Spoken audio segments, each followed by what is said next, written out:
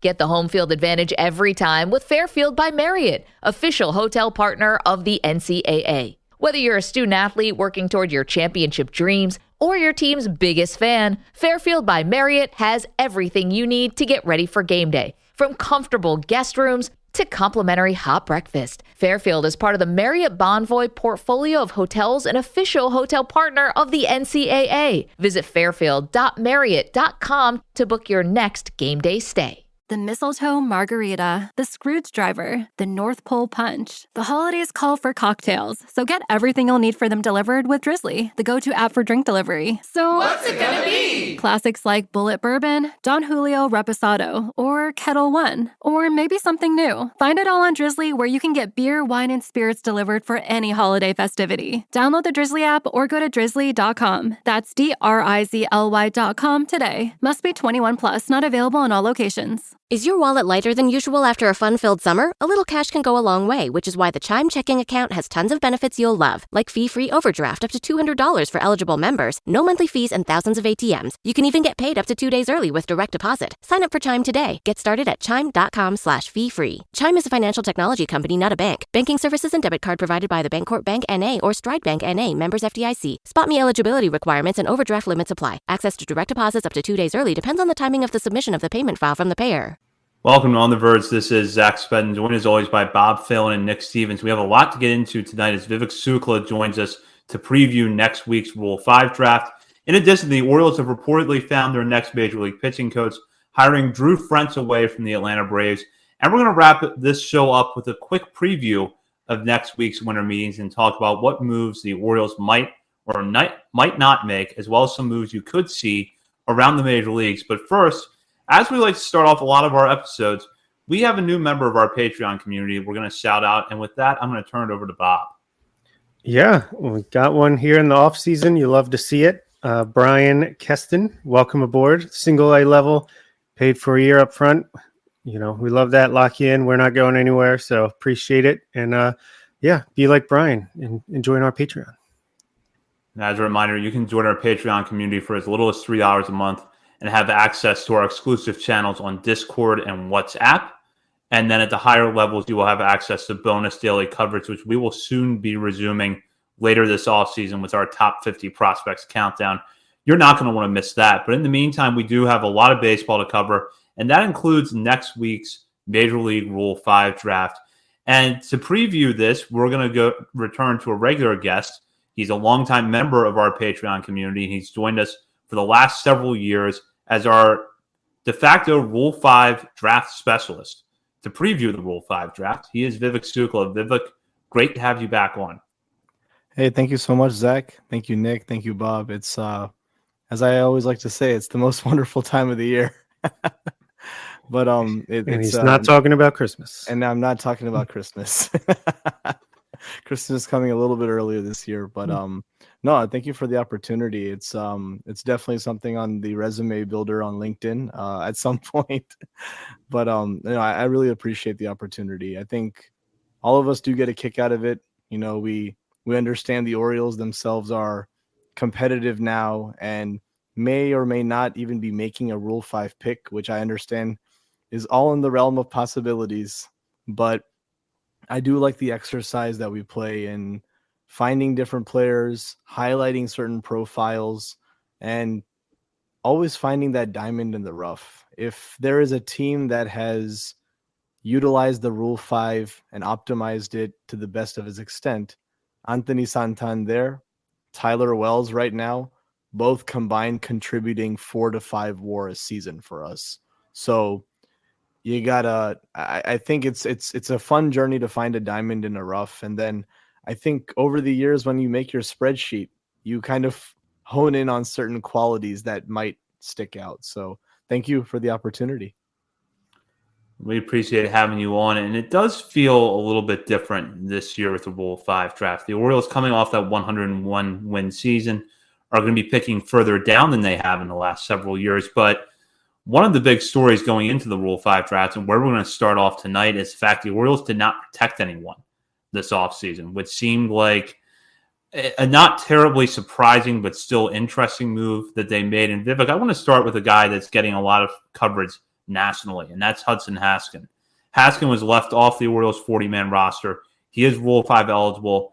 Undeniable talent, but questions about the injury history, in particular coming off of hip surgery.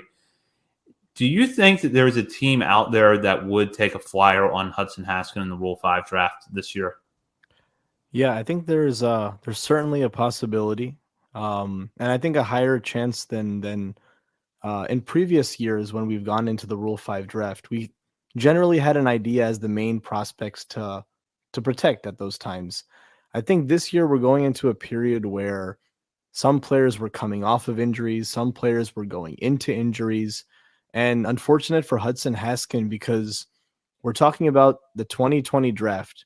You've just drafted Heston Kjerstad. You then did Jordan Westburg. And then on day 2, you started it off with Hudson Haskin. And I think many people had looked at Hudson Haskin because he was a sophomore talent. I think the Orioles wanted to jump on that. I think we went over slot to sign him as a sophomore.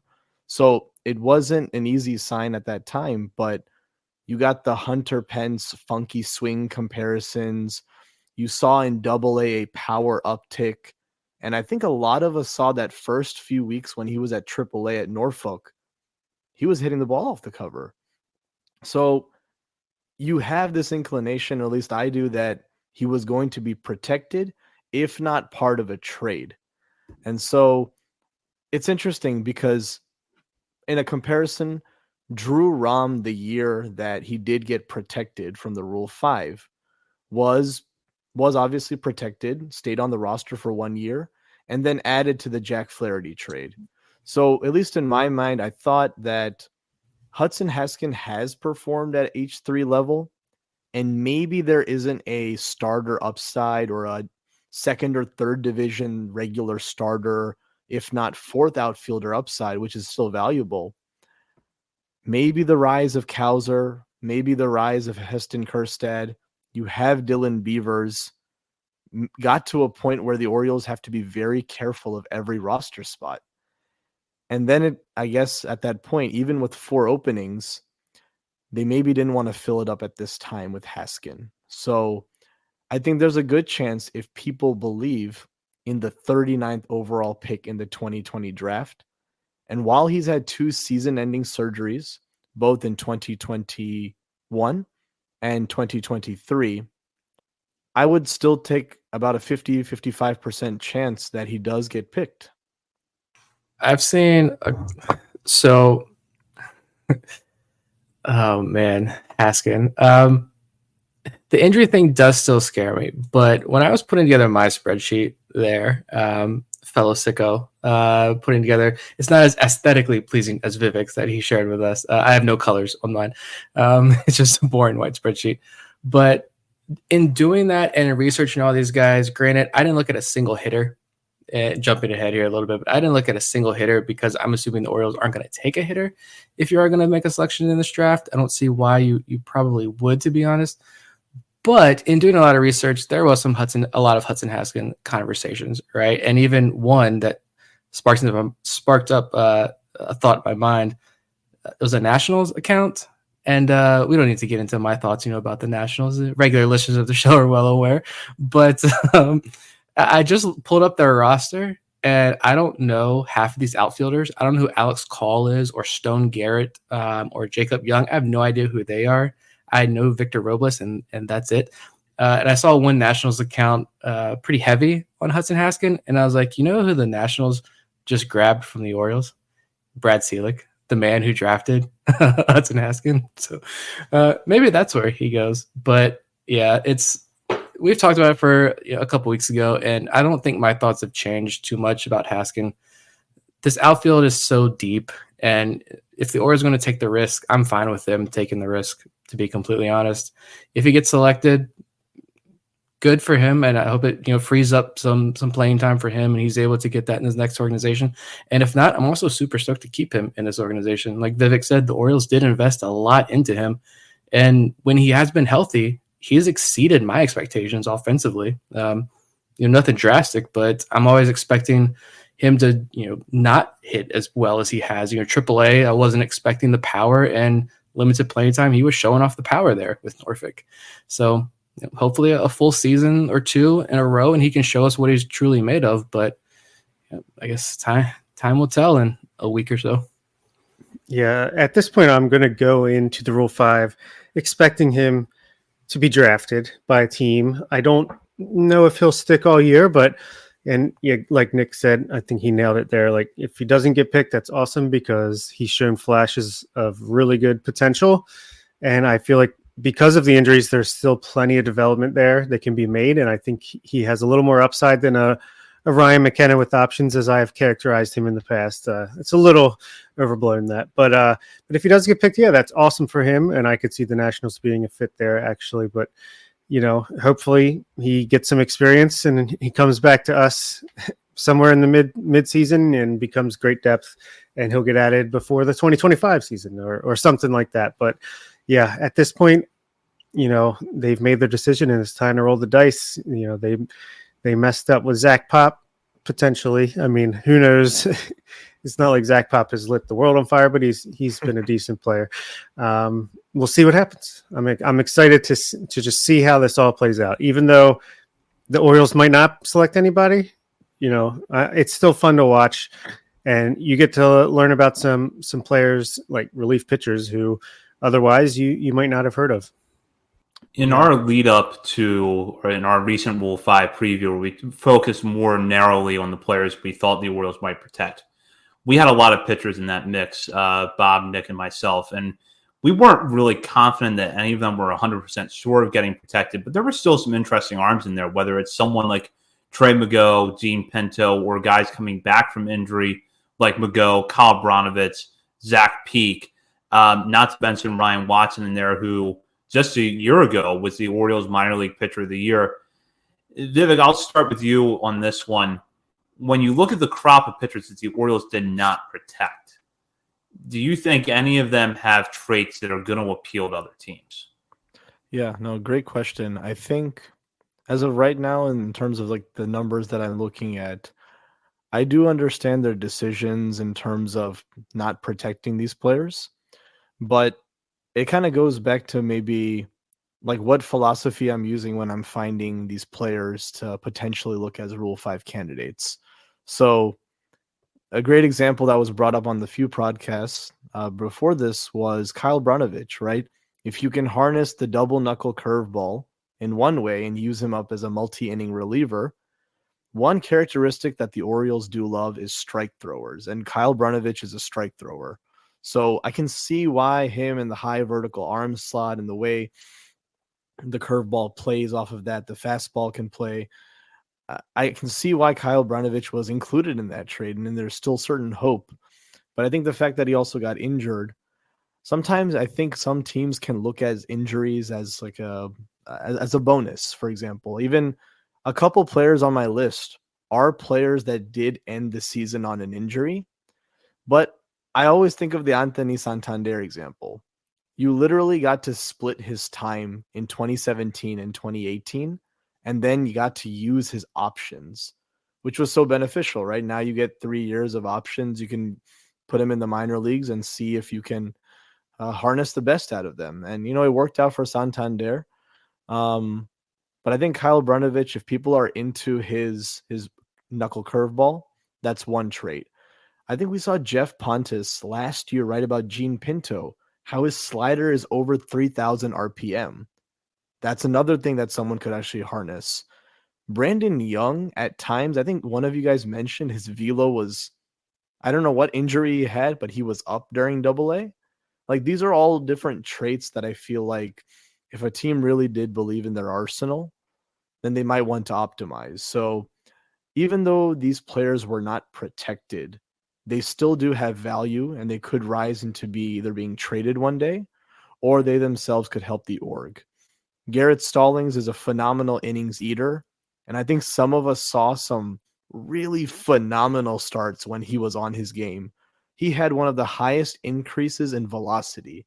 So if someone is looking for a fifth starter, innings eater, and they saw one of those starts from him, then absolutely I could see that. This current Orioles roster construction, and I think you guys have heard me say before, the 2021 batch for roster protection is a huge, huge batch. Armbruster, Povich, McDermott, Rhodes, like we could go on. It's Connor Norby, Alex Pham. There's a lot of players that are going to either be traded or need to be protected. So maybe we played a calculated guess that this year, if no one really stuck out, we'll keep this roster spot open for when that decision comes for the next crop of Rule 5. I just think in looking at a lot of these other guys and having a few more weeks to kind of marinate on this, but in researching other teams and putting, my list together, I kind of feel like I'm able to take a step back a little bit almost and look at our own guys again. And it's like, I'm going to start doing this earlier next year, maybe. Just because I feel like, I look at a guy like Trey McGowan and I'm like, the Orioles should have protected him. I'm looking at a guy like Kyle Brnovich, I'm thinking, yeah, he's probably going to be selected. And then you look at the crop that's out there, though, and I try to compare these guys. Like, Brnovich has a really good knuckle curve, but like there are a lot of guys coming off injury who have like pumping 99, 98 miles per hour. And it's just kind of like, it's hard to decipher which teams are going to value which traits in these different pitchers and see. It's a calculated risk, but I will say there are a lot of options out there. A lot of guys coming back from injury, guys with loud tools as well. So I feel a little bit more confident that these guys are going to stick. And it's not saying anything negative about these guys. Yeah, there's still development to go with all these players because they're still minor leaguers. They're coming off injuries.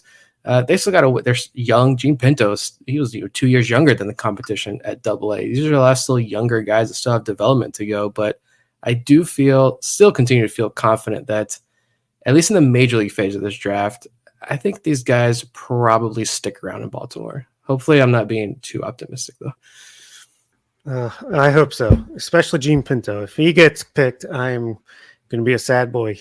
But yeah, I think, they're like Nick said, these are the Orioles got like 5 or 6 pitchers that are worthy of being taken, and that means probably most teams have multiple guys. I'm dying. Most teams have multiple guys that are worthy of being taken, I'm sure, with one standout pitch, whether it's a slider or a high 90s fastball, like Nick said. So, yeah, I think it's just a matter of what teams scouted which players and who they like. But I think the Orioles have some players that are candidates to get picked, but I still think Haskin is the most likely overall.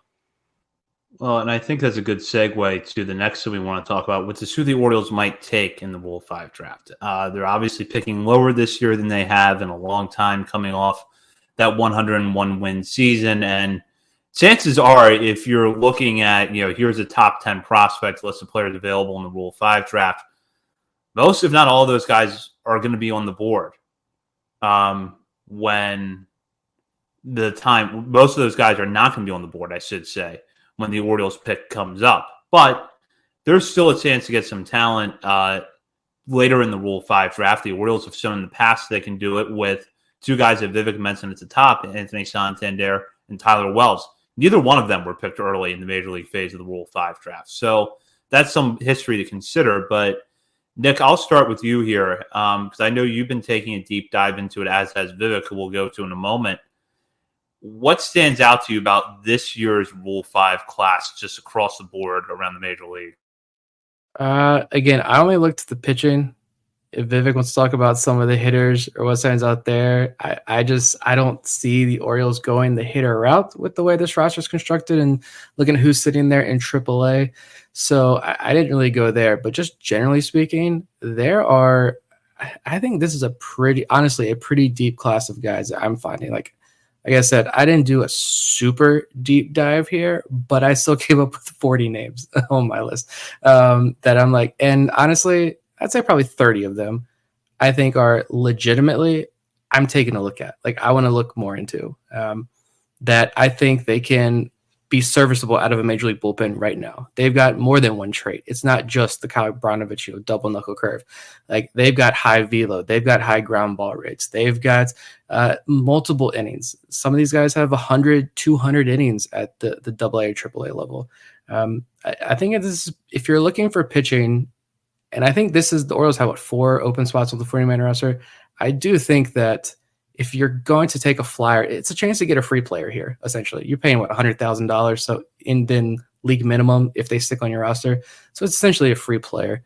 There are some possible hidden gems among this pitching group here that could be serviceable out of a bullpen. And even some of these guys that are coming off injuries, there's a couple names in particular I wouldn't mind looking at a little bit more. They're coming off injury, and maybe they're not going to be guys who are going to be able to go out there every 2-3 days for you and be reliable, like high leverage arms, but you can use them in like low leverage situations, I think, for a couple of months. Maybe you have some IL stints, a la, the Santander conversation there. You have some IL stints, phantom IL stints or whatever there to kind of prolong this, but there's more upside there with some of these guys. I think that you keep working with them, there are some future potential starters among this group as well. So if you're looking for pitching, I think this is a good year to try to grab at least one and see what happens. Yeah, it's interesting looking at the list. Like, do the Orioles do a Tyler Wells thing where they get a guy who they like as a starting pitching project after the year he's taken, or do they lean more a one-inning guy who maybe can just be good right out of the gate and just stick around for quite a while? I've heard of some of these guys on Vivek's list, like Cole Wilcox, big name out of the draft a few years ago. Tobias Myers, former Orioles draft hand, if I'm not mistaken. Some other guys that are very interesting with the numbers. So I'm just ready to listen now and hear what you guys have to say about these guys. Yeah, especially I guess jumping into it, it's interesting, right? I think like there's a lot of looking at the MLB pipeline rankings and naturally thinking that these are the topmost people on there. And I think probably what both Nick and I felt is, and again, a shout out to Fangraphs as well. It's a very great resource to be able to filter ground ball rates, walks to strikeouts, anything really that you want. So at least when we're doing some of these searches, we're looking at swinging strike rate and whatnot. It's I'll start off with this one, as I know the list can be extensive. But a guy that kind of came to my mind was Eric Orzi. And Eric Orzi is in the New York Mets organization. And I know at first it may look like that, all right, it's the New York Mets at the moment. They're half rebuilding, half going for it. So what does this really mean? And I'll kind of categorize this right now with Eric Orzi, Ian Seymour, and I'll even throw in RJ Dabovich, for example. Now, Ian Seymour was working out as a starter, but I'll start off with Eric Orzi, where one thing you'll love about this is this man has a very filthy 60-65 grade splitter. It is phenomenal. He's a 2-time cancer survivor, and he was at the University of New Orleans. In the 2020 draft, he does get picked and gets an opportunity with the Mets. And he is someone in his first year in 2021 post-COVID made it all the way through into the minor leagues and got to AAA. He's actually been at AAA, unfortunately, for the last 2 years. And he hasn't been called up yet. And you're probably wondering why. So his ERA has hovered around 4.5. This year it was 5. It was 81 strikeouts and 61 innings. So you're looking at a lot of strikeouts per innings, at least over 9. And the one thing about him is not just the fastball, because the fastball itself has some really good characteristics. I saw an article, again, 18 to 19 inches of induced vertical break, a really nice splitter. And I know this organization loves that from Felix Bautista, who we won't have for 2024. But I wanted to bring up again, he's been there for 2 years. The Orioles have been looking at him in the International League. So they've played each other many different times. He's someone who's first year Rule 5 eligible, and he has a tendency to pitch 1 to 2 innings. And while he had some good months and bad months, I wanted to leave with Eric Orzi that his final 11 innings, he only allowed 4 hits and had 22 strikeouts. So 22 strikeouts in 11 innings. Google this guy. look on Twitter, find that beautiful splitter that comes out of his hand. I think this would be a fun characteristic to work with. Both fastball sitting 93 to 96 at times with a beautiful splitter. So this guy I know is not on many people's boards, but I was getting excited watching some of the video, and I think he definitely, for at least being 2 years there at AAA, deserves a shot. Yeah, I have him here because Eric Longenhagen's write-up about him. He was up to the number 7th ranked prospect in the Met system at one point. I think that was as recently as this year, or maybe it was last year. I can't remember which one. I think it was this year. But 7th ranked prospect in the Met system, and this is quoting from Longenhagen's article. Orzi's beautiful spiral staircase arm action is short and repeatable, and he has especially good command of his breaking ball. His best pitch, though, is the splitter, which descends as if it's on an invisible playground slide on its way to the plate. He could stand to refine the fastball location, lift closer to the top of the zone than in the meat of it, but otherwise he has all the ingredients to miss bats with all 3 pitches. Just beautiful writing, to be honest, there from Longenhagen. Very descriptive. So, yeah, and if you're looking at, all right, staying at the heart of the plate, I mean, the Orioles love got the hoppy fastball that flourishes at the top of the zone, right? That's one of their bread and butters. So if that's considered a weakness of his, you bring him in, you fix that up a little bit. What kind of guy do you have? I want him for more prose like that to be written about Orioles players. Seriously. His walk numbers at Syracuse were not good. If you look at those numbers from a year ago, but we've talked repeatedly, going back to the spring and the summer, how challenging the AAA level was for pitchers this year. So a spike in the walk rate does not concern me as much as it would in years past. And with that splitter, you've got an attribute that we know the Orioles like to work with. Yeah, I like Orzi a lot. And Vivek mentioned Ian Seymour there from Tampa Bay. Tampa Bay's got a couple of interesting arms. Cole Wilcox, I think Bob threw out that name there. Yeah, we could talk about him if you want to, because I think that's a super intriguing option. But Seymour, I'm going to give him his flowers, even though he's a Virginia Tech grad. I won't hold that against him. But he was like a 2nd-round draft pick by the Rays, and it seems like the stuff is all there. The command's there. It's a violent delivery that I absolutely love. And he had an interview with David Loria over at Fangraphs. Getting tongue-tied there. Sorry, David. Over at Fangraphs, I think last year. And it was a really great interview there. And David said he pitches ugly and looks good doing it. 5-pitch mix. He doesn't care to dot the corners with. He dares hitters to hit his stuff, and he wins most of the time. Talk about induced vertical break, 20 to 21 inches of induced vertical break on the fastball, 40 inches of separation between his changeup and his slider. And he throws exactly what we heard a lot this year, what the Orioles were doing with their pitchers. Set up that catcher's mitt right in the middle of the strike zone and throw it there and let your movement do the work. That's exactly what Seymour mentioned in this article. That's what he does.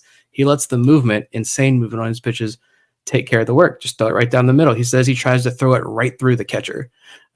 So injury risk there, but Tampa Bay with him and Cole Wilcox, I just feel like Tampa Bay's in a situation that they're usually in. There's too much talent. There's not enough space.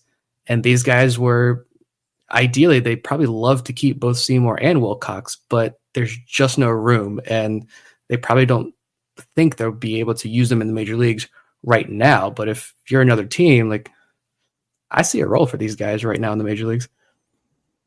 No, absolutely. To be honest with you, I didn't understand why he wasn't protected, because he got through the Tommy John. This is a guy who was fast-tracked to AAA in 2021 and then had the injury and had to get the Tommy John surgery. But he returned this year. He made 13 starts. He had a 1.5 ERA, 46 innings, 46 Ks. And his fastball velocity may not be up, but I remember in 2021 watching Ian Seymour videos of his fastball running up from the left side up to 97. Give it a year, see if he's back. If he's just coming back from Tommy John surgery, I do absolutely see Ian Seymour being picked. I would be surprised if he wasn't, because Cole Wilcox, I could certainly understand with respect to the control. It's also a very live arm. I mean, if we saw him also at Georgia in the same rotation with Emerson Hancock, it was fun. But Ian Seymour, definitely for me, I have a bit higher because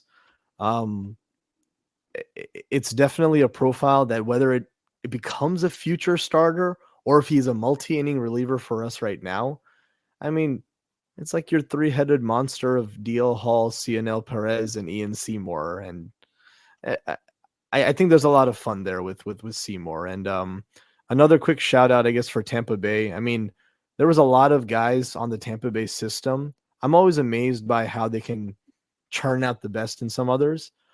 Anthony Molina is another guy who's a legit prospect. He's 21 years old. He made 13 starts as a 21-year-old at AAA, but he's left unprotected. His ERA was around 4.5. But again, I think he's more of a contact pitcher at the moment. He's not missing as many bats. But again, a team like Oakland, Kansas City, if they want to start off and give a young guy a chance to one day be in their rotation, that's another candidate there. So, yeah, I could probably go on, but I'll take a bit of a break there. Whether we take them or not, I'd love to see Tampa lose some of this talent that they have just sitting there unprotected. And I think if we take Ian Seymour, could get a lot of "Feed Me Seymour" jokes from the musical about the Venus flytrap. Body Shop of Horrors, or yes, Little Shop of Horrors. Little Shop of Horrors. Yeah. All right. I don't know where my head was there, but looking at the two Rays prospects here, and Seymour and Wilcox, the one thing that jumps out at me about both of them is that they have starter traits, but would profile nicely in a big league bullpen next year. Here's what I'll throw out though. Wilcox is listed at 6'5", 230, right-hander, has some velocity. That's a type that we know Mike Elias likes. Would that be a factor, you think, in the Orioles taking Wilcox if he's on the board, despite some of the struggles that you just mentioned, Vivek, in particular with the control? Yeah, I think it could definitely be a bit of a factor there. I mean, we've seen the trend of 6'6" Brian Baker, 6'8" Felix Bautista, 6'8" Tyler Wells. I know the list goes on. I think the height would definitely be a factor.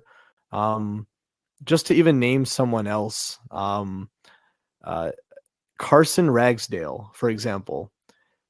Watch this guy pitch. He was second in strikeouts in 2021. Now, granted, he was pitching in A-ball, but he was a college draft pick. Really nice extension, 93 to 96 fastball, and then a beautiful curveball. And because he's 6'8", it's a really nice extension and close to the plate, so it plays up more. Get the home field advantage every time with Fairfield by Marriott, official hotel partner of the NCAA. Whether you're a student athlete working toward your championship dreams or your team's biggest fan, Fairfield by Marriott has everything you need to get ready for game day. From comfortable guest rooms to complimentary hot breakfast, Fairfield is part of the Marriott Bonvoy portfolio of hotels and official hotel partner of the NCAA. Visit fairfield.marriott.com to book your next game day stay. And even though he'll likely not get picked because he hasn't pitched in AA or in AAA yet, I do see the Orioles sometimes do have a tendencies to find those unique properties, whether they be deception, extra extension, or a notable pitch. I think definitely it's something that could give Wilcox the upper hand. I think just the name itself of Cole Wilcox, you think about how, I think, Nick, it was that article you had shared where you had two organizations, the Padres, draft him and pay overslot because he could have gone back to college. And then you had the Tampa Bay Rays who clearly believed in them. And now you're kind of sitting at a point, if people have seen Cole Wilcox and the potential of what he can be, it's a fun live arm that you can maybe work with. I do believe there was maybe some injury history as well that might steer some teams away, certainly. But because I've also seen Seymour come back from the Tommy John surgery, and again, if you look at his numbers, I'm still at awe as to why he wasn't protected, especially given how many of the Rays starters got hurt. So I probably lean Seymour, but Cole Wilcox is also a phenomenal talent. I've got look at another organization real quick with the Dodgers. I don't know if you had any Dodgers guys you were high on, but it seems like they always leave guys unprotected, and there's guys always get selected. And they had two names that I got here: John Rooney and Alec Gamboa. Both are lefties, so that's a plus. And I think both are kind of interesting. Gamboa's got kind of this lean back over the top delivery, a lot of ground balls. Rooney was a former third-round pick, both being lefties with AAA experience. And then Gamboa gained more than 3 miles per hour on his fastball this year. He's almost up to 95. Rooney had the highest two-seamer velo gain in the minors, going from 88 to like almost 93. There's a lot of praise out there for his development this season. Yeah. It seems like the Dodgers always leave quality relievers out there to the Rule 5 draft that get selected every year. I like both of these guys as well. I tend to look a lot at the lefties. The lefties with interesting traits, because we talked about that, I think, on a recent episode about the lefty options maybe being kind of thin, especially if DL Hall's in the rotation, for example. Two options there, and from another good organization that we know brings in good talent and is pretty darn good at developing their own talent. Oh, 100%. I mean, do you guys remember that pick from the Pirates last year? Jose Hernandez, or I should know this off the top of my head, but he was their reliever for about 50 innings this year and was a great Rule 5 selection. But again, another lefty with upper 90s velo. I can't believe, but I can also believe they left two lefties here with mid to upper 90s velo. I have a preference. Well, it depends on which one. Fun fact for everyone watching: if you watch the Norfolk Tides play against the Dodgers affiliate, John Rooney and Alec Gamboa both pitched in the game. John Rooney is more of a ground ball pitcher. He really harnesses that sinker to generate 50+% ground ball rates. Alec Gamboa does have a bit of the fly ball tendencies at times. And I hate to bring this up, but Colton Cowser hit the home run off Alec Gamboa, which was the grand slam. So I don't think that should deter him from any eligibility. I think they're both great prospects. And who knows, if he was brought into the system, that would be quite something. But these are two lefties with a lot of gas. I'll bring in one more option. The Cincinnati Reds have a guy named Jacob Heatherly. I hope I'm saying that correctly. That's who I was going to point out. I'm loving this guy. Actually, Bob, feel free to start off. Yeah, please. Oh, no. Yeah, just based off of I'm just looking over your spreadsheet here, and he stands out to me. Another left-handed pitcher with just ridiculous ground ball rates from 3 levels this year, 61 all the way up to 72% ground ball rates, almost double the amount of strikeouts as innings. A nice low ERA, only gave up 1 home run all year. He's got that mid to high 90s fastball. So, yeah, I mean, I love the sound of that. The most dangerous thing, unfortunately, is he does have an injury background, which is why he didn't pitch much. He threw 53 innings. He walked 53 times. So it's a lot. But again, it's a fastball 95 to 98, 91 strikeouts in 53 innings. Again, a lot of really, really fun arms. And I'm really impressed by, if I had a characteristic for this Rule 5 draft, I'd say it's players that were amazing in 2021, had great 2022s, and dropped off the table for some odd reason in 2023. I think that's something we could probably, unfortunately, say that happened with Ryan Watson's profile, where they were the minor league pitcher of the year and a few of them, but a lot of these people that came up on lists had strong upbringings up until the 2023 year. And I think it's organizations understanding what is real and then what is also something that's what's real and what's an abnormality, right? Can you just graze it off and the person and the player still has that profile? Yeah, I was gonna say I noticed that too, and it's like a lot of the times when I'm looking at these guys, and it just I mean the first thing I do is obviously just scout the stat line there, and if their numbers are looking good as they've come up through an organization, and then in AAA you're like, what the heck happened? There are a couple of guys I can't search through my list right here. I know I got a couple guys on my list here. It's like they were walking like 2 to 3 guys per 9 innings, and then they got to AAA this year, and they were walking like 5 to 6 guys per 9 innings. When I saw that with guys, I would just ignore it, and I'd say forget about that right now. And then I'd go and look up reports, look up any video I could find, and be like, if the stuff is still nasty and guys are still talking highly about them and their stuff, I don't care really what the AAA numbers were, unless it's like something drastic, like you're starting to give up like 3 home runs per 9 innings. But other than that, I just think it's super hard to evaluate these guys, at least just the numbers with AAA this year with that automatic ball strike system. I think it wrecked some guys, to be completely honest. And they may not even have to deal with it, to be honest, in the major leagues. We'll see, but I don't know. That's definitely kind of a frustrating part in all of this, especially when we don't have access to a lot of that deeper data on a lot of these guys.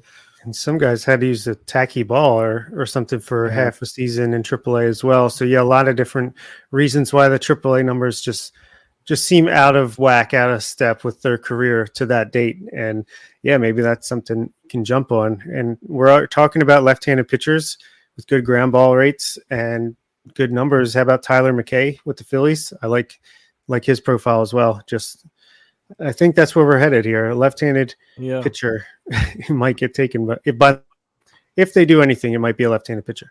Yeah, I will say I may have made a mistake on that spreadsheet. I think I saw some video of him being right-handed, so I will double check. But the ground ball rates are true.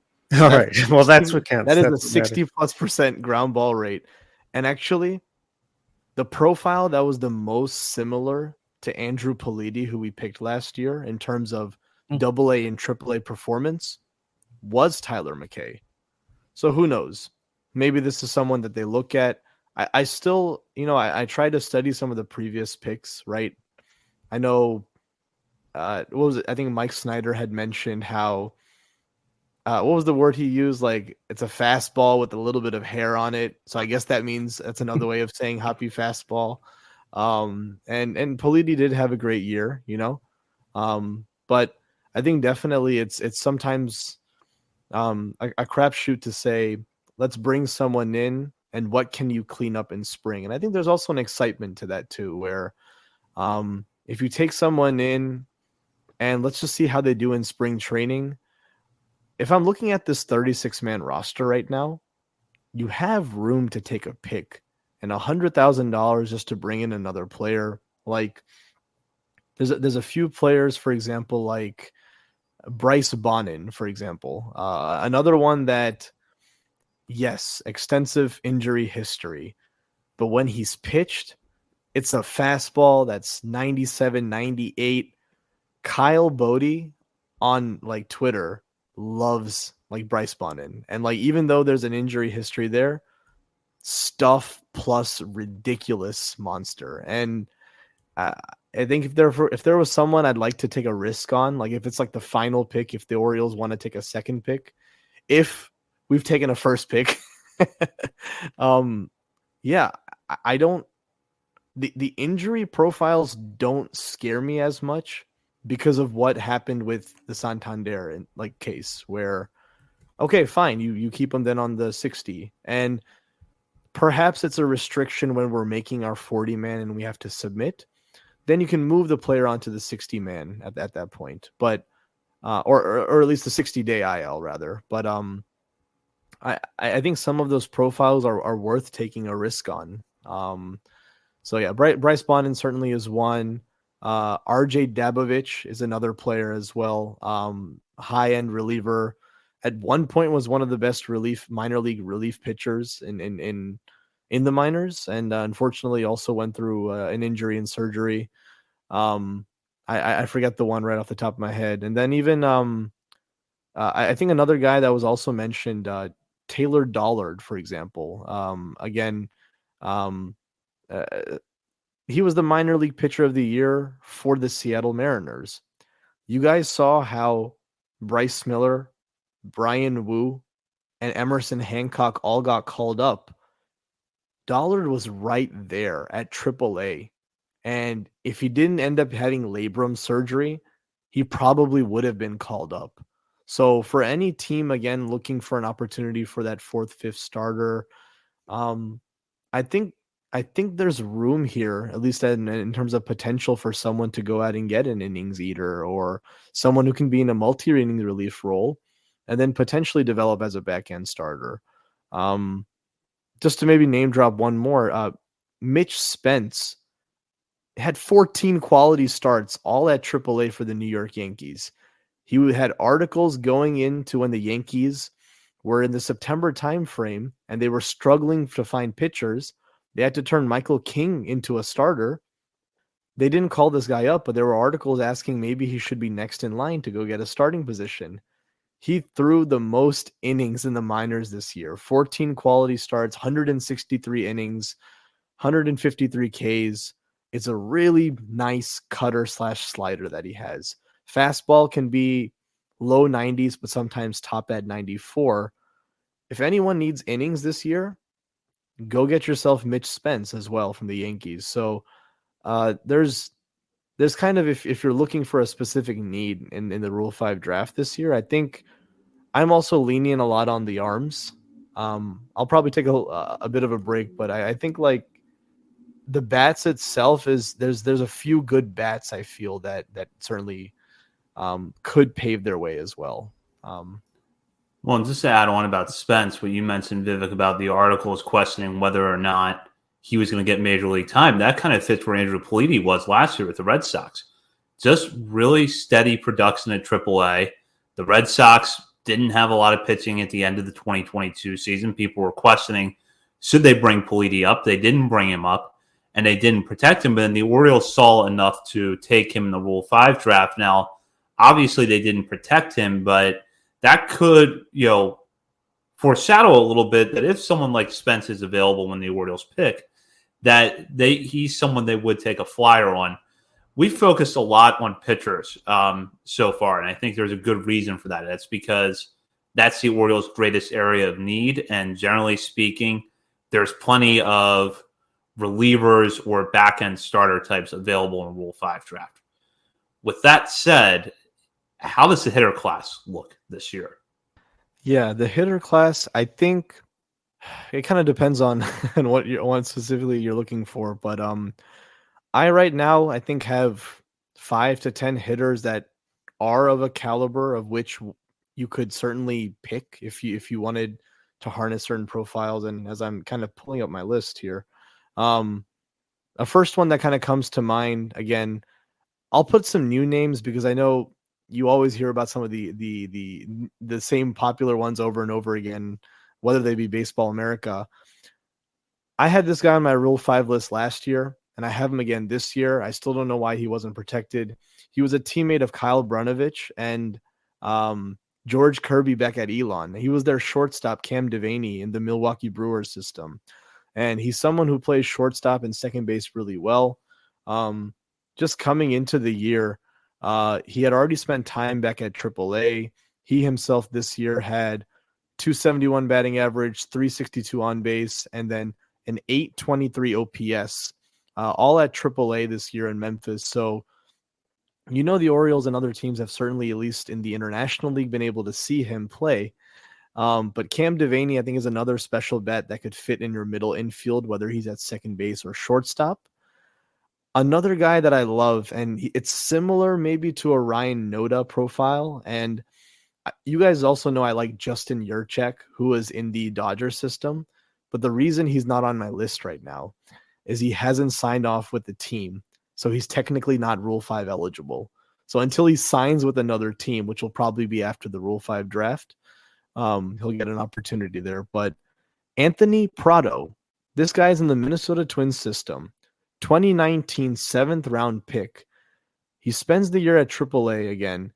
What I love is at AAA, he had 72 games, 59 walks to 69 strikeouts, hit 10 home runs. This is the biggest power profile increase we've seen from him. And he hit 302, 452 on base percentage, 991 OPS. And again, not many people are talking about him. It may be the defensive profile and the future for it. He's listed as a left fielder. But I do believe in his past, he was playing in the infield, whether it was one of the mid infields like shortstop or second base. But Anthony Prado was on the list last year and also on this year. And Prado and Cam Devaney have done nothing to hurt their profiles. I think they're both right on the cusp. The Brewers, I was surprised with that he didn't get protected. Prado, I totally understand when you have they have a pretty crowded infield, especially with Brooks Lee and Austin Martin and a few of the other guys, Carlos Correa, and I'm forgetting the name off the top of my head, but I know I have his baseball card. He's from Quebec, Minnesota Twins. Second baseman was on my fantasy team. I know, dude. About Royce Lewis? Who are we talking about? Oh, they also have Royce Lewis. I think I'll get back to it, but nonetheless, Edward Julian? Yes. Edouard Julien, yes. Yeah. So they have a pretty crowded infield. I thought Anthony Prado was absolutely deserving to be protected. Good bat control, the power uptick in International League. These are definitely a few names on my mind. I know. I'm curious to hear a few more that, the rest of you guys, came up with.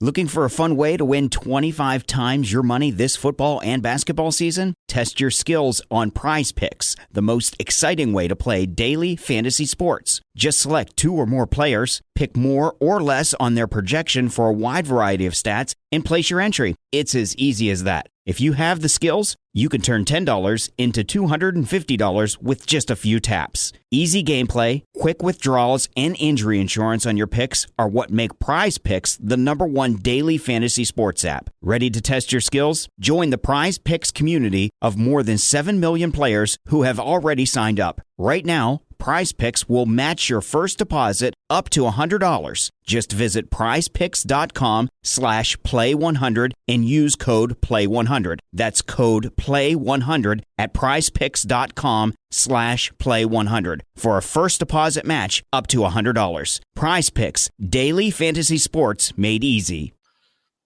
Yeah, I guess I didn't look at the hitters. We'll see. I remember Devaney from last year, and I remember watching him in college. So that's definitely an interesting guy. I think if you are going to make a pick, it's going to be someone that's super versatile, though, that can play infield and outfield more than likely. But the hitting side of things just seems so deep, and it kind of leads to my thought was the question I was going to ask is looking at it as a whole. You can include hitters here too if you guys want to, but like when you're looking at where do we think the Orioles go with this pick though? Because like if I'm looking at my list, and again that's just all pitchers, like I can break it down. It's like the Cole Wilcox type, right? The guy, the Ian Seymours, the injuries, the guy that seems to have complete packages, but there's injury concerns, and then you've got the safer guys. You guys mentioned Mitch Spence, a name. I'm trying to pull it up here real quick. Austin Pope from the Arizona Diamondbacks is a guy that I think it could be another really top elite option as well. I mean, the guy pitched in the Texas League and the Pacific Coast League and didn't allow like any home runs, struck out like 29-30% at both levels, wasn't walking any guys, ERAs and FIPS down in the 2s and 3s and 2 of the toughest leagues to pitch in. You could go that route as well, the safer route in the Mitch Spence types. I'm glad Vivek brought up Bryce Bonin from Cincinnati because I was going to throw that name out there. It's like he hasn't pitched in pretty much 2 years, but he's like a data monster that flirts with 100 miles per hour, and he's Kyle Bodie's favorite Reds pitching prospect. So like I feel like that holds a lot of weight. Or even someone like Christian Chamberlain from the Royals. I'm going to throw this name out there because he had a 41.5% strikeout rate in high A and a 36% strikeout rate in double A. Mm-hmm. And went from throwing 92 to like 95, 96 miles per hour with a, quote, nasty overhand curveball. I think walks were an insane issue, but he was teammates with Adley Rutschman for 2 years at Oregon State. Like super risky. Like there's the super risky guy. There's the super safe guys. I think like Mitch Spence would be a super safe guy. There are your guys like Austin Pope who seem really major league ready. They're your guys with higher ceilings like Ian Seymour. Like, where do we think the Orioles go here with this pick? I think it's part of it's going to depend on how the board plays out before they pick, because they are picking further in the draft. They're not going to be able to really dictate their own strategy.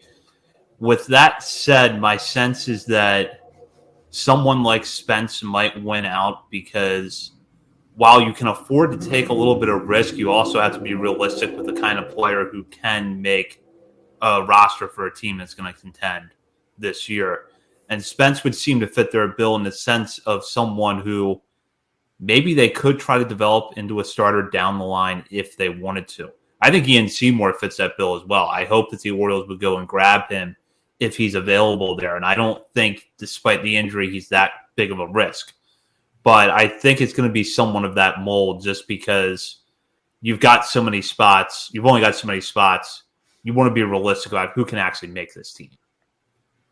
Yeah, I do think they'll take a pitcher, and Ian Seymour would be ideal if he's still sitting around there. I'd love to see that happen. But whether it's Seymour or one of these other lefty arms that we talked about out of the bullpen, or a guy like Spence who can give you bulk and kind of potentially be a Tyler Wells type, where he surprisingly comes into 2025 stretched out as a starter, trying to make a go of that. But I do think they will take someone and they will evaluate them early in the spring, and then they'll know fairly quickly whether they want to continue down that route or not. Yeah, no, absolutely. I think it's definitely arms the way to go. I mean, if you've considered, right, how much depth we have in the minor leagues and how many players, infielders, outfielder, that are really trying to make a push to play on this roster. So I think it's definitely going to be an arm, especially, not saying if it gives another level of urgency, but right, with the closer itself, Felix Bautista being out, I imagine, why not, if you were to take 2 picks, right? And that's probably just in my psycho mind of taking 2 picks. Find maybe their first pick, generally the safer one, and find the second one of something. Okay, I know there's a little bit of an injury here, but if he hits, this is also going to amplify the Oregon away. Like, Tampa Bay Rays traded for Kevin Kelly, which is, again, you have to think about that for a second. Just, they traded for a Rule 5 pick, right? But they saw something in there. And it's hard to kind of say, because I am also a big fan of a lot of our arms. Like Justin Jarvis has been on my list since last year. Phenomenal fastball. And then a few other guys like we mentioned, even Miguel Rodriguez is someone who's popped up in low A to double A right now. He was just actually this morning. I was happy to see that it was on Jeff Pontus's list as well. For someone whose fastball is 94 to 97 and still developing some of this as the secondaries, slider and a changeup. So we've done this once from the Twin system. I think you've heard me say before that the Twins have a really underrated system, in my opinion. But again, if I were to make the pick today, I'm certainly think there's going to be teams that pass, given where we're picking. And it's kind of unfortunate. I think everyone should participate just for the sake of trying out a guy in spring training.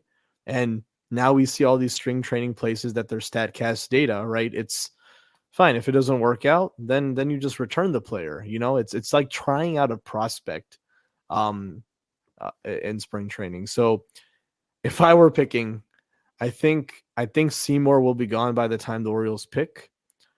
I still like Eric Orsi. And if we wanted to make a second pick, let's just have fun. Bryce Bonin or Jacob Heatherly.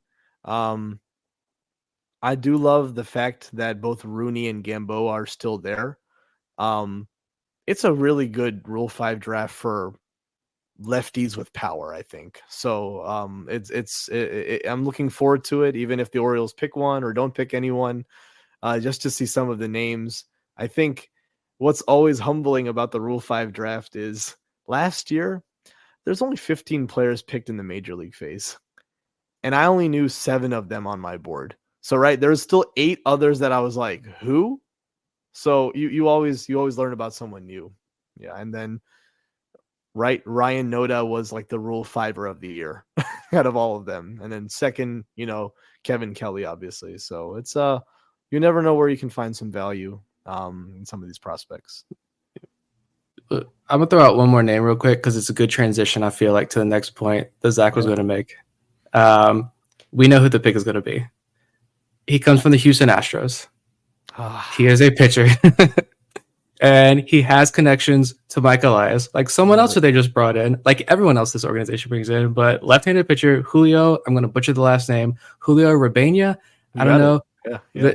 Double A this year, he repeated Double A, but improved. He's only like 22 years old, and he repeated Double A, so he's not some like 25-year-old. True prospect. But yeah, I mean, K rate up, walk rate down, and he was an international signing by the Astros when Mike Elias was there. So the last hour conversation has been useless because it's going to be Rabena because he's got the Mike Elias connection. So. Well, Nick, that was a really good segue. It kind of is like your mind was on that segue. And we'll go now to the big news of the day in Birdland, which is the Orioles are reportedly set to hire Drew Frentz as their new pitching coach. Frentz has served as the Atlanta Braves bullpen coach for the last 3 seasons. This move has not been officially announced by the team, but it's being widely reported at this point, was Rock Cabato of Masson the first to break the news. And just to give a little bit of background with Frentz, as Nick touched on, the Orioles do have a connection with Frentz because he was part of the Astros organization from 2016 to 2020. So he worked with the current regime that includes Mike Elias, Chris Holt, Yves Rosenbaum, and Sig Mejdal, among others. And he topped out at AAA, serving as Round Rock's pitching coach in 2019, and was at the club's alternate site in 2020 during the pandemic-shortened season. So Frentz has a good background in coaching where he's been in the farm system of an elite organization and gone from that to being a coach for a consistent winner at the major league level in Atlanta. So he will now be the Orioles pitching coach. As a reminder, Chris Holt is still with the organization in a front office role. Darren Holmes was let go by the Orioles, and seemingly they could still fill a second pitching coach position to replace Holmes this offseason, but they have their main man in Frentz. Vivek, I will actually start with you here because I think the news had barely broken today when you expressed your excitement in the WhatsApp chat. So tell us, why are you excited about this move? Yeah, I think it's awesome in the sense of, right, we've seen moves where whether it was Sig Mejdal or Yves Rosenbaum or Kobe Perez, there was, and again, Kobe Perez I think he did come from the Guardian system, so maybe not there, but there's always these moves.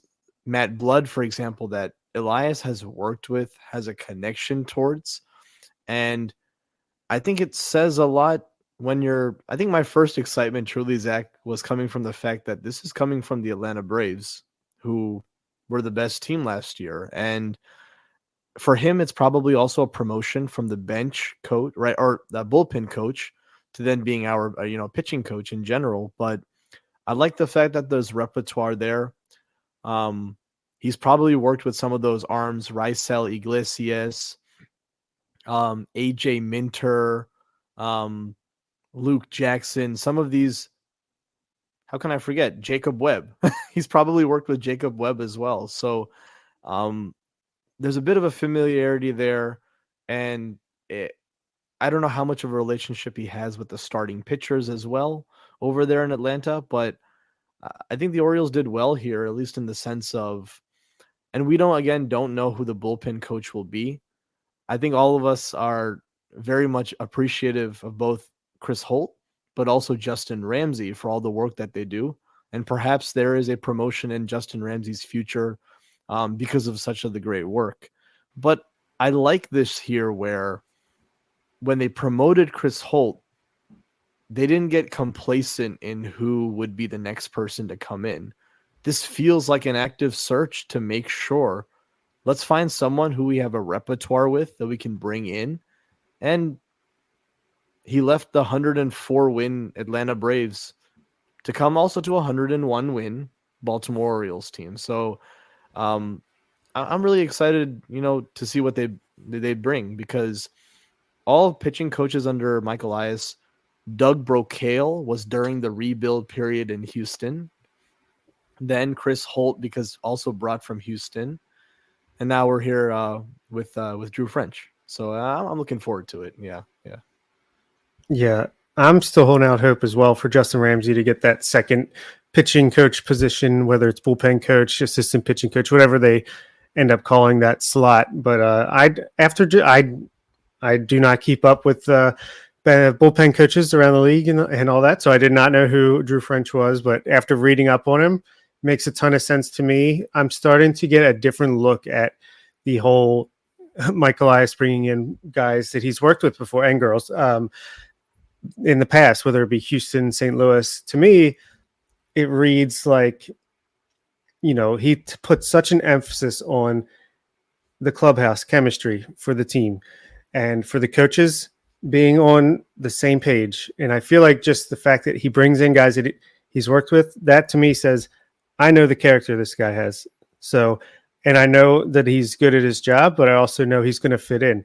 So that's where I think that it seems like they're constantly pulling from the past into the present. But yeah, I mean, just based on comments from the Athletic article that Zach shared with us behind the scenes earlier today, it seems like he's a perfect fit. The way, he'll use analytics, but it's also about being step by step in lockstep with the rest of the organization from the top to the bottom. I think it was a great hire, and I'm very excited to see what he can bring to the organization. Seems like he fits the mold of a lot of other coaches in this organization that we've come to know pretty well.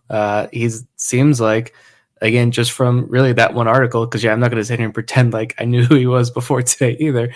But from reading that article, it really does seem like he's a player's coach and he gets it. And he's also, I don't know, maybe it's because I'm like 35, about to turn 36 years old. So I'm getting older, but I see him, he's like, 38, 39 years old. So in my mind, I'm thinking like he's a younger coach, right? Like, or am I just thinking back to the days like when I was a kid and all these guys are like, the 60, 70-year-old pitching coaches they got out there in the mound. But I feel like he's on the younger side, right? He seems innovative as well. He can still connect with these guys. And I did enjoy that article as well, that great profile. Yeah, definitely. If go check it out, just search it, pull it up and read it for yourself there to get better idea of who French is. Seems like he's the player's guy that fits that mold. And I do like the idea that he's younger, but he's a veteran who's been on the major league side of things for a couple of years now, grinded his way through the minor leagues, but has been on a World Series winning team, right, in Atlanta. So he's got that experience. He's going to bring that over to Baltimore. And I do really love the idea of still pairing him with a Justin Ramsey, or maybe Ramsey's content with his role as, I think, upper minors, technically, pitching coordinator, specifically the Norfolk Tides pitching coach, or maybe it's one of the younger guys from Double-A. We saw Ryan Fuller go from Double-A to the big leagues. So maybe you look at down the list a little bit, bringing one of those guys up to the major leagues as the assistant pitching coach or whatever unique creative title they want to give him. I like it. Again, that's one of the biggest things about this organization that I love so much is that it's not even just the players have been fantastic. The players have been great, but I've said it 100 times and I'm going to keep saying it 100 times. More credit needs to be given to the coaching staff and the people behind the scenes in this organization, because that's the basis here that they're building. And it's rubbing off on the players, I feel like, and that causes the players to really want to play for this organization. So it's hopefully as we learn more and all that comes out to be true, that he really is a player's guy. Yeah, and for anyone who might be interested in diving a little bit deeper into the article that Bob and Nick mentioned, it was written by David O'Brien at The Athletic back in 2021, right after French joined the Braves organization. There's a lot of good insight into the Braves pitching philosophy, at least what it was at that time, and how French was selling it to not just some of their younger guys, but to their veterans as well. So go check that out if you want a little bit more background on French. But that's some important insight, I think, as the Orioles gear up for the 2024 season. Speaking of which, we do have the winter meetings coming up next week, and there's a lot of intrigue in the baseball world. Shohei Ohtani is still on the board. We've got a lot of trade rumors for guys that many teams, including the Orioles, are rumored to be targeting, such as Dylan Cease and Corbin Burns, who are both still out there, presumably to be had in the trade market. We'll have to see how things play out. Now, I made this point last year, and I want to stress it again. The baseball offseason does not start and end with the winter meetings next week. There will be time for other moves afterwards. So if the Orioles don't make the move that you want them to make next week, just hold out a little bit of hope as long as that player is still available, or as long as someone similar is still available. Now, I'll go around to each of you here, starting with Nick. What are you going to be watching for in the next week from a league-wide perspective as well as an Orioles perspective? I think teams get super aggressive with the pitching. And I think we see, I'm hopeful at least that, hopeful that there's activity, but not hopeful in the activity that I think could happen, that we see some of these, more of these pitchers go for kind of ridiculous prices. That's what I'm afraid of the most, is that it seems like pitching is at a premium this offseason. And at the trade deadline, I remember thinking, okay, yeah, you got the Jack Flaherty trade. It was fine. He served a purpose for, the regular season at least. But it seemed like the prices were way too high at the deadline for some of the top arms. And I think consensus was kind of like, all right, in the offseason, those prices are going to come down. The Orioles have the package. They can put together any package they want, obviously, for any player they want. We'll see the action then. I'm not so sure those prices have come down at all on some of these guys. Maybe a touch. I don't know. But hopefully some of those conversations, hopefully the talk that there were deep conversations with other teams at the trade deadline were true, and those conversations can be resumed and carried over into the offseason. And I do hope from an Orioles perspective, a trade is made. I don't see them signing a guy because I think, other than maybe that, report about the Japanese free agent would be fantastic, but I think a lot of these free agents are going to get pretty big deals that are going to price the Orioles out of that market. So I'm hoping from the Orioles perspective, we see that trade, rip the Band-Aid off finally, and let's make the big trade, hopefully for a pitcher. But at the same time, like, you just because the Orioles can put together a package, right? It's a two-way dance. The other team also has to accept this is when Michael S. was on the show, he said 99.9% of trade discussions fail. They don't end up happening because it's extremely tough to put together a deal. And the Orioles can't just sign anybody they want to. Yes, money is a big deal, but there are other factors involved with a lot of these guys. Aaron Nola took a little bit less to return to Philadelphia, right? Like that's it's like I want the Orioles to make a move as well.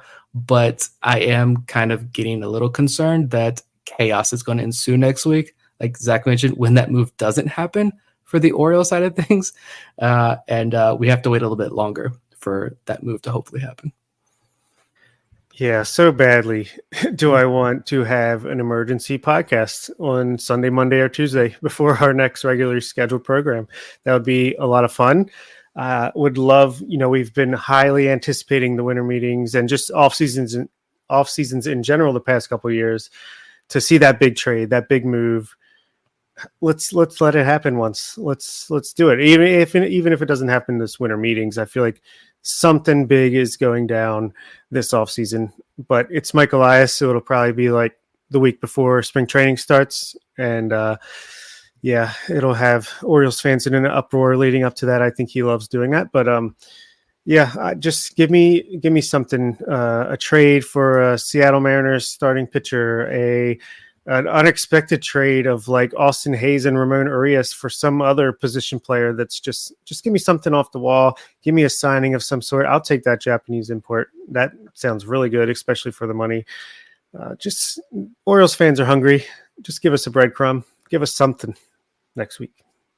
Yeah, absolutely. I think I definitely have my, you're coming after a 101 win season, and I'm sure there's a game plan that's in place in terms of what to do. I don't know if, and kind of connecting back on what Nick was saying about, I mean, that was from the case of like trades and there being high prices for being able to acquire some of the starting pitching. I know there was a rumor out there where it was hard for us to offer multi-year deals for some of these pitchers, and that makes it tough, right? Because we saw the deals that Jameson Taillon signed, or we saw the deal that Taijuan Walker signed. All these were 4 or 5 year deals. And again, I don't know if we're in that realm of 3, 4, 5 years yet. And it's kind of tough to say. But I would also argue I don't believe that the Orioles are in the worst position right now in terms of starting pitching when you have guys like Justin Armbruster, Chase McDermott, and Cade Povich that are right there on the cusp. Now, I do want to see a trade that happens. If it's during the winter meetings, that'd be great. But maybe at least sign a reliever, because I think all of us, as we're looking at our phones, we're now seeing Luis Severino signed, Kenta Maeda signed, Sonny Gray signed, Aaron Nola signed, Blake Snell is still out there, and there's probably a little bit of trades to potentially also happen. Last year, the San Diego Padres wanted to make a big splash, and they left, and they made sure they got Xander Bogaerts. And now, unfortunately, and rest in peace, their owner, who was really pushing hard, they have a $50 million loan now to be able to pay everyone, and they're trying to cut salary, and the Twins are trying to cut salary. And some of these things here, this is where I could see maybe the Orioles swoop in a bit. Mets were aggressive to also cut James McCann, and we got a favorable deal. And it worked out for us because what a veteran leader we had. If there's a team in terms of pitching, I think one of the guys in the group chat today put out there, do they want to do something with Musgrove, for example? Darvish would be a tough maybe contract to swallow. But if anything, we're really right now trying to cover about 190 innings. But what the great thing is, Dean Kramer got bumped up to 170. Kyle Bradish was right there around 170. Grayson Rodriguez got up to about 160, 165, if you include the minor leagues. And then both Armbruster, Povich, and McDermott are 115 to 120. Tyler Wells got up to about 118, 120. There's definitely potential for us to start off the year if we didn't make any trades for a starter. But if we went that path, we have to be prepared by middle of the season to make a move to get a starter. So I'm sure Mike Elias is under a lot of scrutiny. I'm sure if there is no trade or right, there's the balance between not trading anyone at all and letting it for it internally to develop, and then there's trading everyone away like the Padres. So I'm sure we're still trying to figure out that balance. I'd like to see one or two more signings. I'd like to see something similar to that Michael Givens deal, but for another reliever, whether it's 5-6 million. I'd like to see potentially some trade discussions, being involved in trade discussions. And then a Rule 5 pick or two, please. Just end it. Right. It wouldn't be a complete podcast if I didn't bring that up. So if I could just do one small correction from your listing of names there, it's Chase McStrikeouts. Like, can you get it right? How could For God's sakes. It's actually Chance. I saw, according to Baseball America, it's Chance McDermott. Okay. No, don't let the Yankees trade for Juan Soto. That's my big thing. Oh, Soto's gone. But like I said, I predicted with Connor that's going to be the. I think I said I wanted to predict he was going to go to the Mets. The Mets are going to trade for him. Soto's definitely gone. I feel like, yeah, it's. I love that Vivek laid out the innings there with those guys, especially the prospects. There's depth. You need a lot of arms to get through a season. Injuries are going to hit every team so hard. You got Max Scherzer coming out there saying he's talking with the doctor, and this doctors are saying like the pitch clock contributing to injuries, increased pitcher injuries. I don't know if that's true or not. Maybe it is. Maybe it's not. Regardless, you're going to get hit. Your pitchers are going to get hit with injuries significantly throughout the year. You need a lot of arms. That depth is really good to have. And you know what? Let's increase it. And Grayson and Kyle Bradish are hopefully future, however you want to define it, quote unquote aces. Especially Bradish, I think is just about there. But you know what? Let's sign Eduardo Rodriguez. Let's trade for Freddie Peralta. Let's have that unbelievable prospect depth ready to go. And let's go win a World Series here this year. That's ideally. So that's not going to happen this offseason. We know, but we got one more week. At least we can dream about things, I guess. There's one of two things are going to happen. Either the big move is not going to happen this offseason, or it will happen tomorrow night at 11:30 p.m. when Bob, Nick, and I can't do an emergency podcast. Maybe not. I don't know. We'll have to see how things are at that moment. But if the Orioles go out and sign Sota Imanaga and add him to the rotation, they bring in another pitcher, I would be happy with that. I know a lot of people really want Dylan Cease, and I like Dylan Cease, but there's a limit to how much I like Dylan Cease. Frankly, if there's a guy I'm going to go out and try to pry away from a team this offseason, it's probably Mitch Keller. But that's a separate discussion for another day. Regardless, though, I do think in the next week, the first shoe on the pitching trade market is going to drop. It's a question of who it is. Is it Dylan Cease? Is it Corbin Burns? Is it Shane Bieber, who a lot of teams are rumored to be interested in? Is it going to be Tyler Glasnow, who I don't think is going to be in the Orioles market, because I don't think the Rays are going to deal him in the division. I don't think the Orioles should deal their prospects in the division. But if Glasnow goes to the Reds, the Cubs, or the Dodgers in the next week, that's going to set up the rest of the market. And that's really what I'm interested to see. And I'm also curious, looking into teams that are competing with the Orioles for pitching. All of them had good seasons, but you have a team like the Dodgers, one of the best teams in the National League, that comes into this offseason, and their pitching staff is actually not in very good shape. In fact, I think the Orioles pitching staff is in much better shape right now. So how desperate are they going to be to go out and get someone? And who are they going to get? So that's really what I'm watching for, is what's the first shoe to drop in the pitching market, because I think that's going to set the course for any big moves the Orioles make this offseason. Other than that, there's not a whole lot I'm watching from the Orioles side of things, because I think any position player moves they make are going to be fairly small this offseason. But it's really going to be who's the first pitcher to move, what is the price, and how does that set everything into motion? And is the fact that, the Orioles aren't necessarily being linked to every major pitcher that's available for trade, does that mean anything? Or is that this front office working quietly behind the scenes? We'll have to find out. We know they're quietly working behind the scenes. We know that's exactly what's going on.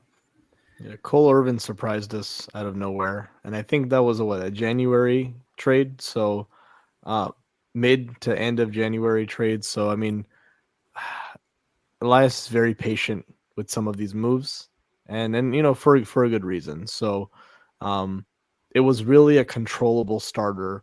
Plus, we got an arm back, and we all love Daryl Hernaiz. So we all wish him the success. I hope he does become like the face of that franchise for Oakland, genuinely, But right, it was something that came out of nowhere. So right, even if we're not in any rumors, even though it's fun to be in rumors, I'm sure they're working the phones and getting the table set for right now that you have a 100-win season and you've won the division. Now the job is to keep that up. Tariq Skubal, welcome to Birdland. Oh, wouldn't that be something? Man. Yeah. I also want to see everyone freak out when Cody Bellinger gets over $200 million contract and people are like, oh, shoot, I thought we could have had him for like 3 years, $50 million. Yeah. Yeah. I almost wonder, I know Ohtani's doing everything in secrecy, but I wonder. That lines up perfectly with the Orioles' way of doing things. Sounds like a match made in heaven. I wonder if he's the type of person though who behind the scenes is like, I want to get this done now, and I wonder if that would be the first major shoe to drop. And if the Dodgers end up getting Ohtani, well, never mind. Now I'm thinking out loud that's irrelevant because he's not pitching next year. Yeah. So never mind. Whatever Ohtani does is irrelevant, I guess. He's not coming to Baltimore, so yeah, never mind. I was banking on the fact that, okay, maybe if Ohtani can't pitch in 2024, he'll take a 1-year deal somewhere else to prove it. But it's like, who am I asking a 2-time MVP to prove it? Like, this is but nonetheless, I mean, I think if anyone is maybe potentially looking for a prove it deal, I'd love to see some traction on Lucas Giolito. And I say that from the standpoint of quality starts. Like, it really is nice to go for the flashy pitcher that's also out there that's like an ace. Don't get me wrong. But when you think about it, Kyle Gibson did give you 17 quality starts. That was 17 opportunities to win a ball game, right? To be able to be put in a position. Bradish gave you 18. Kramer gave you 14. So once again, whether it's trade or whether it's through free agency, if it's Giolito or someone they believe they can really harness, I'm always now cautiously optimistic, but also keeping a guard on just to make sure I don't get too attached to one player or another. Yeah. Things Say get it louder. things If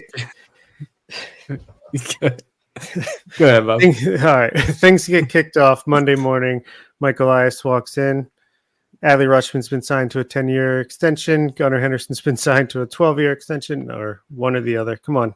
If we do nothing but just that, I don't even care about signing anyone else. That's fine. You know, we'll just run it. We'll run it. We'll run it back. Yep. Yeah. I was like, even if it's just Giolito, even if Giolito is the only starter, honestly, I know a lot of people, it's going to piss a lot of people off and they're not going to be happy with that. Honestly, I kind of would. Like, to be, I'd be fine if that's your big starter and you bring in, I can't remember his name, so the Japanese pitcher that the Orioles are being linked to, or if you bring in another quality depth option as well and continue to add to that depth, I'm going to be fine with that. And then the trades can happen at any time. But John Mioli had a great piece today, I think, in the Baltimore Banner. Like, the pickings are slim. And with Nola gone and Sonny Gray gone, the free agent pickings are super slim now. So if you can walk out of that with just Giolito, and you're able to turn things around there with him, you pull off the trade later on, I'm down. So. Yeah. I mean, I still think, right? I mean, if we look at it, Kyle Bradish, Grayson Rodriguez, John Means, Dean Kramer, Tyler Wells, Cole Irvin. You have 6 potential guys who could be the starters. DL Hall. And then DL Hall. How could I forget?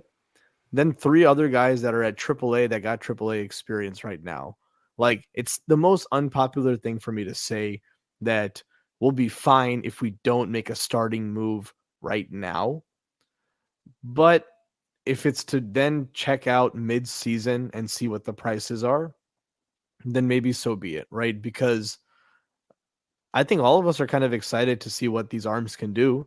Arm Brewster is a great strike thrower. Chase McDermott, I think we've all seen that electric fastball and how his slider is playing. And then Cade Povich, we've seen him when he's on and is consistent what it can be. So, yeah, you still have to make trades and be consistent, and maybe we do part with one of these arms one day. But I think Giolito at least gives you that bridge. But even if you don't make that move, let's be aggressive in some of these conversations. I'd like to see the Orioles linked to some players and discussions, whatever does leak from our front office. Well, we'll certainly have our eyes on that next week at the winter meetings, which are taking place in Nashville. In the meantime, Vivek, thank you so much for joining us on tonight's show. Now, our loyal listeners know where to find you in our Patreon channels. But where can our other listeners who maybe aren't quite patrons yet find you? Sure. No, thank you for the opportunity. On Twitter, my Twitter handle is I Just Shook Ya. It's kind of a play on my last name, SHUK. And what I will be posting is before the Rule 5 draft, I'm hoping to have this list out by either Sunday or Monday. I do want to be able to drop my final list, my board of all these players, along with just my preference of a top 30. I've probably explained some of my preferences already today. But yeah, I'm looking to see how many of these names come off of the board. But it's always an educational experience because, nonetheless, I had another list from last year where, oh, hey, this guy got included in a trade. Oh, hey, this guy actually got some playing time in the majors. So, right, whether they're Rule 5 or they don't get protected doesn't mean they don't have value. And I think this whole exercise is about finding value where it necessarily gets overlooked. Couldn't agree more, and that's why we enjoy having these discussions with you, Vivek. And Bob, anything you want to add here? Yeah, don't forget to check out our new Discord server. Vivek's there as well. It's a lot of fun. We're a week in, and I think it was a good decision to move over to Discord. I'm having a good time over there. Yeah, absolutely. And just for any patrons that are listening, we do have WhatsApp open as well. So we are still posting both places, but Discord gives us the opportunity to reach out to some people who aren't patrons and maybe thinking about joining the community or just are looking for another place to have civil conversations about the Orioles. And with that, that does it for this week's show. Thank you to Vivek Shukla for joining us to preview this year's Rule 5 draft. Bob, Nick, and I will be back on the air next Wednesday at 8:30 Eastern to talk about what has happened in the winter meetings so far. We may also have some other things for you in store. You'll want to check us out on Twitter, Facebook, Instagram, and TikTok in the meantime, and we'll release more information about next week's show as soon as we finalize it. For Bob Phil and Nick Stevens, this is Zach Spedden. You've been listening to On the Verge.